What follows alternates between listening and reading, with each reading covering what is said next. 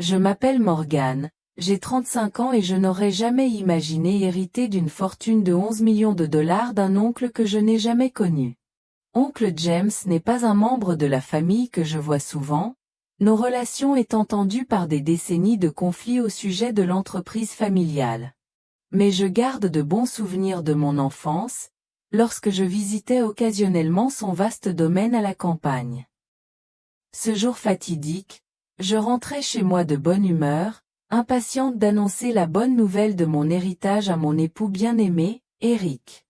Nous étions ensemble depuis 7 ans et j'avais toujours imaginé la joie que je ressentirais en le lui annonçant. Mais personne ne s'attendait à un accident aussi dévastateur et, à cet instant, mon monde s'est effondré. Je me suis réveillée à l'hôpital, le corps endolori et incapable de bouger à cause de graves blessures. Mais ce qui m'a le plus blessée, ce n'était pas la douleur physique, mais l'absence d'Eric, le mari en qui j'avais eu confiance et sur qui je comptais. Jour après jour, heure après heure, Eric ne venait toujours pas me rendre visite. J'ai appelé à plusieurs reprises, envoyé des messages, tous lus, mais sans aucune réponse. Quand j'ai enfin reçu son appel, ses paroles étaient froides, encore plus cruelles que les blessures que j'avais sur le corps. De plus, je l'ai vu entrer dans la chambre d'hôpital avec une nouvelle femme, sa nouvelle épouse, une jeune fille vive qui me ressemblait un peu, ce qui m'a fait frissonner, et ce à quoi je ne m'attendais pas, c'est qu'elle m'a lancé des insultes incroyables. Si vous lisez ceci, j'espère que vous aimerez, que vous vous abonnerez et que vous me ferez savoir où vous en êtes afin que je puisse vous parler de mon voyage de vie douloureux mais magique. Une histoire de brisure et de rétablissement que je n'aurais jamais pensé vivre. L'histoire commence avec ma relation compliquée avec mon oncle James, le frère aîné de mon père. La discorde entre les deux frères couvait depuis longtemps, si bien que notre famille, malgré nos liens de sang, n'entretenait que peu de contacts, hormis lors de rares vacances, souvent dans une atmosphère tendue.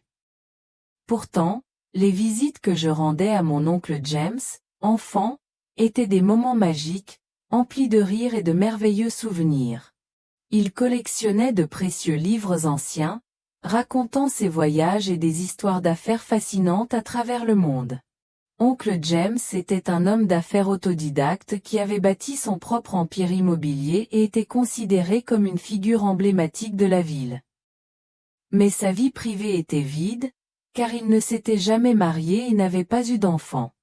Il se concentrait donc entièrement sur son travail, et peu de gens savaient qu'il veillait secrètement sur moi, son seul descendant, et qu'il prenait soin de moi. Tu me fais penser à moi à ton âge, m'a-t-il dit lors d'une rare rencontre, alors que j'avais 12 ans. J'étais une fille brillante et opiniâtre, qui n'avait pas peur de dire ce qu'elle pensait. Après avoir obtenu mon diplôme universitaire et quitté la maison, oncle James a commencé à m'envoyer régulièrement des cartes d'anniversaire et des lettres. Je répondais poliment, quoique avec une certaine réserve, ne sachant pas comment renouer avec mon oncle dont je m'étais éloignée. Les lettres n'étaient pas particulièrement remarquables, partageant principalement des anecdotes quotidiennes, des conseils professionnels et des questions occasionnelles sur ma vie. J'étais loin de me douter qu'il tissait peu à peu ce lien avec moi, la nièce qu'il avait à peine connue. 6 mois avant l'accident, j'ai appris par un parent éloigné que mon oncle James souffrait d'une maladie cardiaque en phase terminale. J'ai décidé d'aller lui rendre visite à l'hôpital. Il était fragile, presque l'ombre de l'homme fort dont je me souvenais. Mais lorsque je suis entré dans sa chambre, ses yeux se sont illuminés, comme remplis d'un nouvel espoir. « Morgane, j'ai toujours cru que tu reviendrais », a-t-il dit d'une voix faible, pleine d'espoir et d'affection. J'ai commencé à lui rendre visite régulièrement les semaines suivantes. Nous avons parlé de philosophie de vie, de politique et d'histoire que nous n'avions jamais partagées auparavant, comme pour rattraper des années de perte de contact. Il n'a pas évoqué les conflits avec mon père, et je n'ai pas osé lui poser la question. Nous semblions avoir supposé que tout allait recommencer. La vie est trop courte pour garder rancune, a-t-il dit, Et ces mots ont profondément résonné en moi. 3 mois plus tard, mon oncle James s'éteignait paisiblement. Son départ m'a fait une douleur inimaginable. L'histoire d'Eric commence il y a 7 ans, lors d'une exposition d'art en centre-ville. J'étais journaliste pour un magazine lifestyle local. Eric était l'un des artistes mis en avant, ses peintures abstraites attirant le regard. Il avait un charisme particulier, chacun de ses mots était empreint d'une passion et d'une assurance captivante. L'art, c'est voir le monde différemment, m'a-t-il dit un jour lors de mon interview, trouver la beauté même dans le chaos. Nous sommes tombés amoureux rapidement et, moins d'1 an plus tard, nous nous sommes mariés lors d'une cérémonie simple et modeste, témoignage de notre amour sincère. Il était déterminé à poursuivre une carrière artistique, tandis que je travaillais régulièrement dans une agence de publicité tout en le soutenant financièrement. Les premières années ont été formidables, même si nous n'étions pas riches. Nous partagions tout, rêvions de l'avenir et nourrissions nos rêves respectifs. Mais ces 2 dernières années, la vie a changé. La carrière artistique d'Eric stagne au milieu des refus, qui l'ont transformé. Il est devenu irritable, renfermé et disparaît souvent pendant des heures sans explication. À chaque fois que je lui pose la question, il répond « J'ai besoin d'espace pour créer » ou « Je rencontre d'autres artistes ». Mais en réalité, nos comptes en banque sont vides, car il continue d'investir dans des matériaux coûteux pour des projets qui ne se concrétisent jamais. J'étais au travail lorsque j'ai reçu un appel de l'avocat d'oncle James, Benjamin Harrison. Il m'a demandé si je pouvais venir à son bureau pour parler de la succession. J'ai accepté, pensant qu'il me donnerait juste quelques petits cadeaux. Mais lorsqu'il m'a remis le testament, j'ai été tellement choqué que j'ai failli tomber de ma chaise. La totalité de la succession d'oncle James, soit 11 millions de dollars, plus la succession familiale, m'était léguée.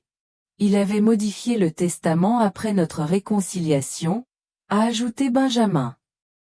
Une lettre manuscrite de l'oncle James était jointe au testament. Cher Morgan, si tu lis ceci, je suis parti. Je t'ai observé de loin, admirant ta force et ton cœur. Tu as la même fougue que moi, mais la sagesse qui me manquait. Cet argent n'est qu'un outil, pas la fin de tout. Utilise-le à bon escient, sois heureux et n'oublie pas que la vraie richesse ne réside pas dans l'argent. Jesus Uncle James. J'ai rapidement signé les papiers nécessaires et l'énorme somme d'argent était officiellement à moi. J'imaginais pouvoir rembourser toutes mes dettes, laisser Eric vivre sa véritable passion pour l'art sans pression, acheter une nouvelle maison, voyager et fonder une famille. En sortant, je me suis arrêté pour offrir une belle montre à Eric, symbole d'un nouveau départ. J'ai décidé de ne pas le lui annoncer au téléphone, mais de lui faire une surprise en rentrant. Je l'ai appelé pour lui dire que je serais bientôt de retour, mais Eric semblait indifférent, voire un peu agacé. Je suis occupé avec un projet artistique important, a-t-il dit avant de raccrocher. J'étais un peu déçu, mais je pensais quand même qu'en apprenant la bonne nouvelle, il serait à nouveau heureux. Mais le jour de l'accident, une légère pluie s'est mise à tomber sur l'autoroute. J'ai allumé la radio pour m'amuser, rêvant de la façon dont j'allais annoncer la nouvelle à Eric. Je l'imaginais fermer les yeux en recevant le cadeau et partager avec moi la joie d'être libéré de ses difficultés financières. Mais tout s'est passé trop vite. Un gros camion a dérapé sur la route mouillée, sa benne s'est brusquement retournée et a foncé droit sur moi. J'ai essayé de faire un écart pour l'éviter, mais c'était trop tard. Un bruit métallique retentit, ma voiture fit un violent tête-à-queue, l'airbag se déploya et me frappa au visage, me faisant pleurer. Je me souvenais du boîtier de la montre s'ouvrir, la montre glissant lentement sur le tableau de bord. La dernière chose que je vis fut un panneau publicitaire d'une compagnie d'assurance familiale, au bord de la route, avec l'inscription « Protéger l'essentiel », avant de m'évanouir. À mon réveil, le bruit régulier du moniteur cardiaque et l'odeur de l'antiseptique me faisaient frissonner. Tout mon corps me faisait mal comme si j'avais vécu un cauchemar. Chaque respiration était une douleur aiguë. J'essayais de bouger, mais une voix douce me disait de rester immobile. L'infirmière Sarah Winters prenait soin de moi à chaque instant, devenant la seule personne en qui j'avais confiance pendant ces jours douloureux. Je lui ai demandé ce qui s'était passé et elle m'a dit que j'avais eu un grave accident sur l'autoroute 65 et que j'étais dans le coma depuis 2 jours. Paniquée, j'ai demandé à Eric s'il savait que j'étais là.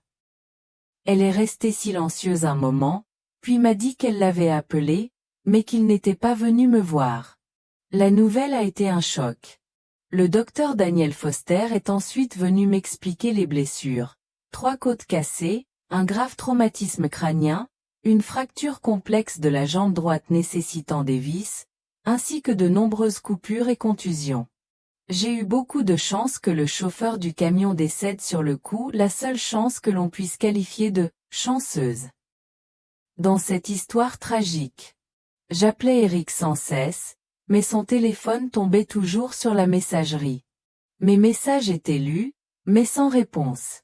Je me sentais douloureusement abandonnée. Sarah était devenue mon seul réconfort, toujours attentionnée, m'apportant de petits encas, s'asseyant pour discuter, prenant soin de mon moral. Le 3e jour, je ne comprenais toujours pas ce qui se passait, car même si son téléphone était mort, il avait dû se rendre compte que je n'étais pas rentrée à l'heure. Le 4e jour, j'ai reçu un texto froid d'Eric. Présentement occupé par un projet révolutionnaire. On se retrouve quand les choses se seront calmées. Pas un mot sur ma santé, juste une cruelle indifférence. Sarah a écouté le message, l'air sérieux, et m'a suggéré de demander à mes amis de prendre des nouvelles d'Eric. J'ai appelé ma meilleure amie Mélanie, mais elle a évité de venir me rendre visite. Au bout d'1 semaine, j'ai commencé à avoir des doutes. Avec la tablette de Sarah, j'ai parcouru les réseaux sociaux et découvert qu'Eric avait publié une photo de lui en train de s'enregistrer à la galerie Artemis, un club d'art de luxe pour riches, avec une légende élogieuse sur un « nouveau départ ». Quand j'ai rappelé Eric, son ton était froid et impertinent. « Je suis occupé, ne me dérangez pas ». Je lui ai dit que j'étais à l'hôpital depuis 1 semaine et lui ai demandé où il était, mais son ton est soudain devenu plus froid. Je n'ai ni le temps ni l'argent pour un loser comme toi.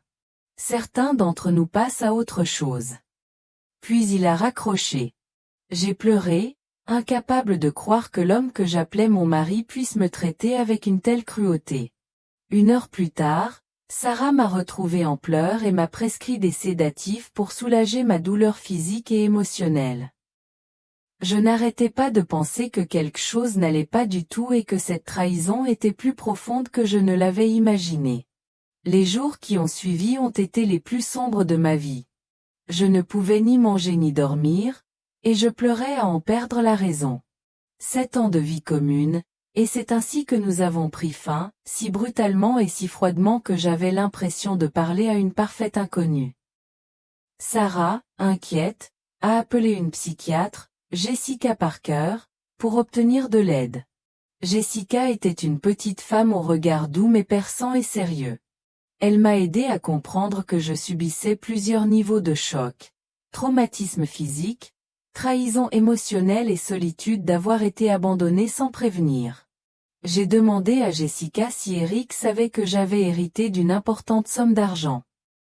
Elle m'a répondu que je n'en avais parlé à personne à l'hôpital, ce qui pourrait être une clé pour comprendre ses actes. 2 jours plus tard, Mélanie est enfin venue me voir.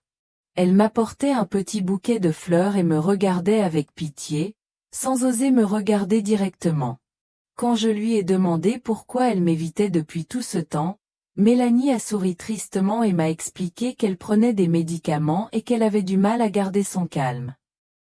Elle m'a raconté qu'Eric avait rencontré une autre femme, Vanessa Laurent, et qu'ils s'étaient mariés quelques jours seulement après mon accident.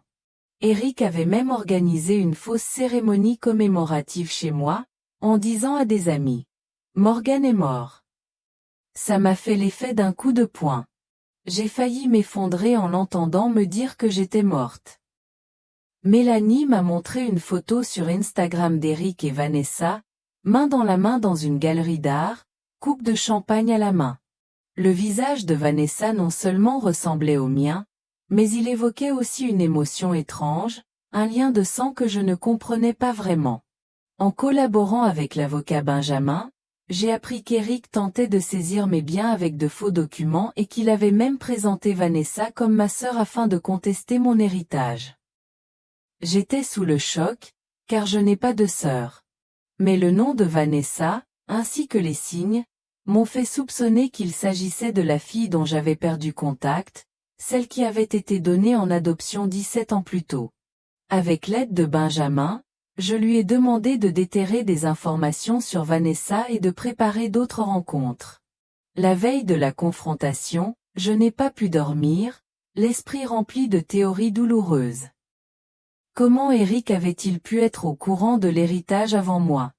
Pourquoi avoir choisi une fille qui me ressemblait pour jouer un rôle aussi crucial dans la conspiration? Pourquoi Vanessa m'a-t-elle fait ressentir des émotions aussi intenses?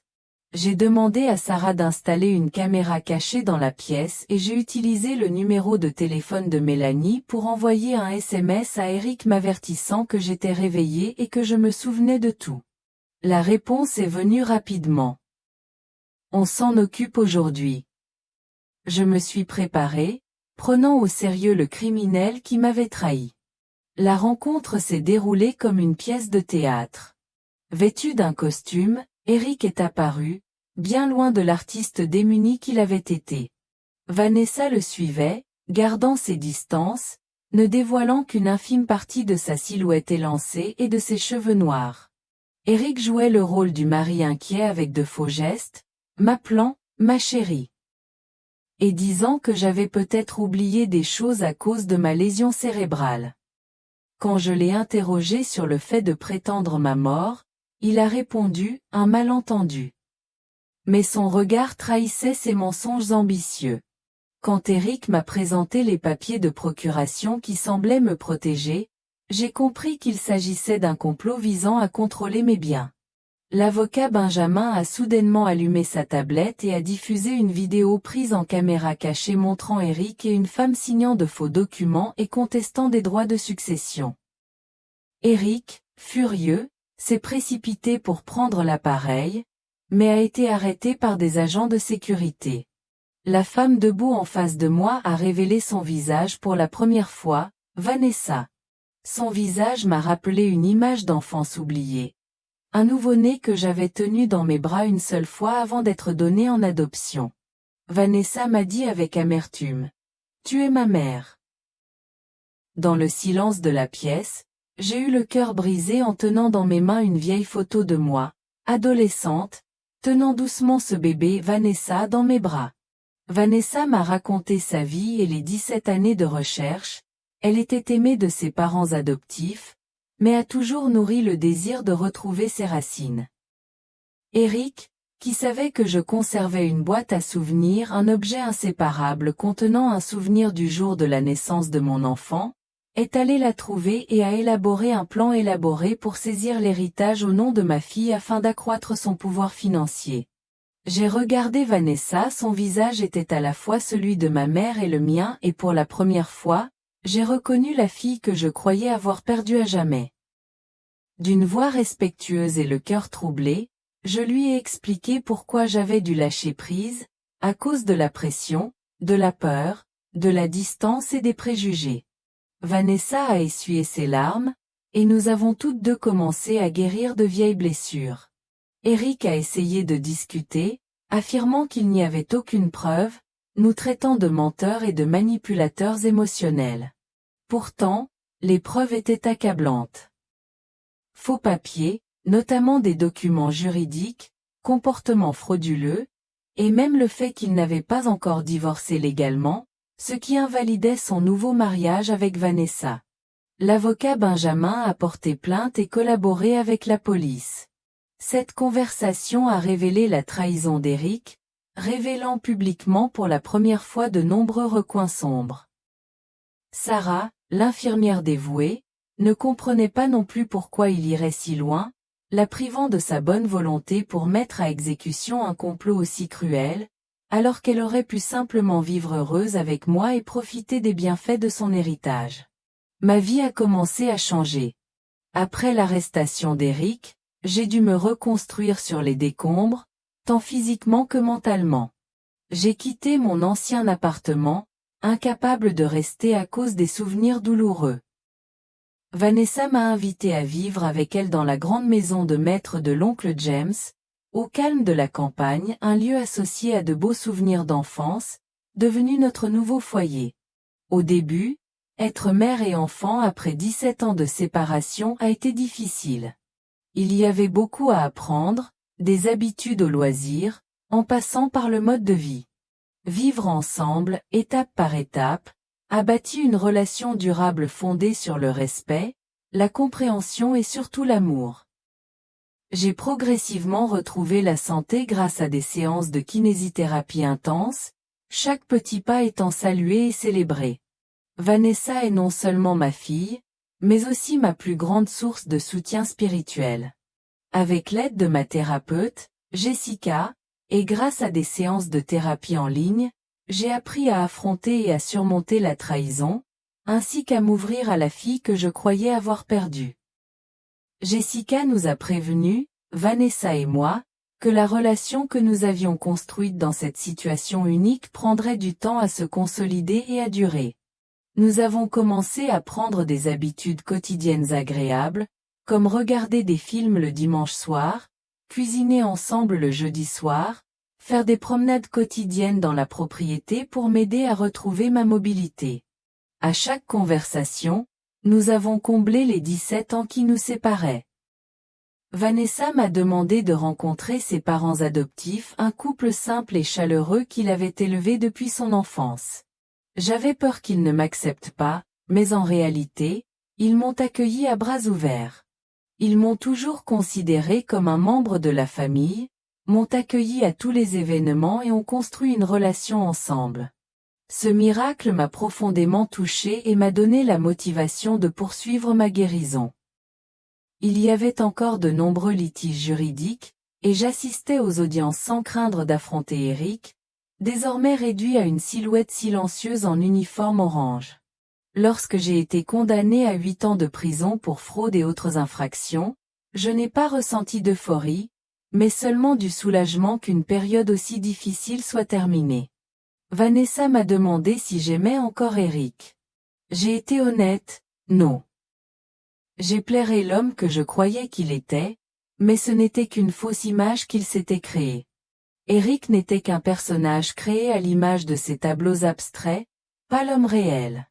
Ensemble, mère et fils cultivaient le jardin autour de la maison, savourant la joie inattendue de voir une vie nouvelle s'épanouir aussi luxuriante que leur propre renaissance.